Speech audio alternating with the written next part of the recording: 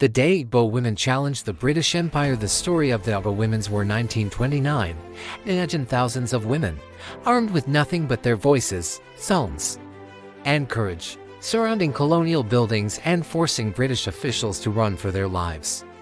This is the incredible true story of the Igbo women who shook the British Empire in 1929. The beginning of the crisis in the late 1920s.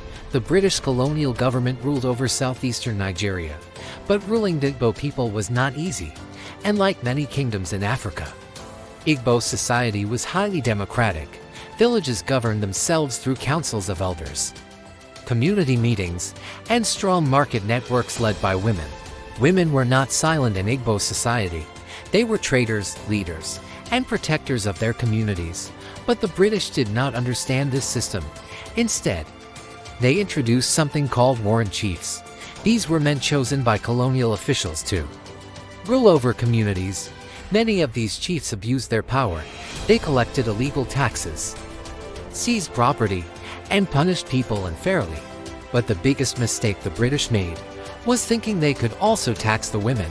The incident that started everything. The story began in the town of Oloko, in present-day southeastern Nigeria. One day in 1929, a colonial agent approached a widow named Wanru. He ordered her to count her goats, crops, and property. The widow immediately understood what this meant. In Igbo tradition, counting a woman's property was the first step toward taxing her. She refused. An argument broke out.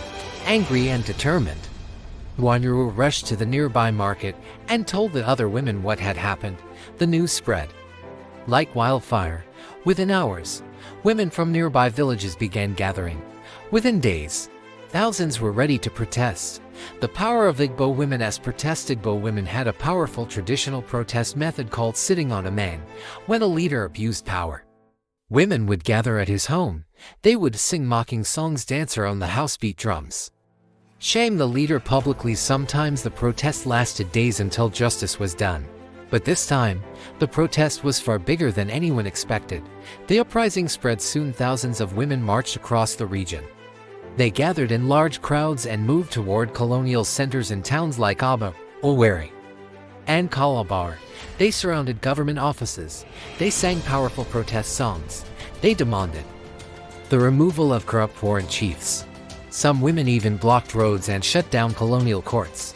Markets closed. Trade stopped. Entire towns came to a standstill. For the British colonial authorities, this was shocking. They had never seen such a massive organized protest led entirely by women. Fear in the colonial government. As the crowds grew larger, panic spread among colonial officials. Some warrant chiefs fled their homes. Others hid inside government buildings. But the women refused to leave. Day after day they continued singing, protesting, and demanding justice. The British administration feared the uprising could spread across all of southeastern Nigeria, so they made a tragic decision. They sent in armed soldiers. The tragic confrontation in several towns. Soldiers confronted the women, but the women were unarmed. They carried no weapons. They came with songs, drums, and determination. Still, colonial troops opened fire. Gunshots echoed through the crowds. More than 50 women were killed. Many others were wounded. It was a shocking moment that exposed the brutal side of colonial rule. But the women had already won, even though the protests were violently suppressed. The uprising forced the British government to rethink its policies. Investigations were launched. Many corrupt warrant chiefs were removed. Most importantly, the colonial administration abandoned plans to tax women. The bravery of these Igbo women had forced the empire to back down. The legacy today.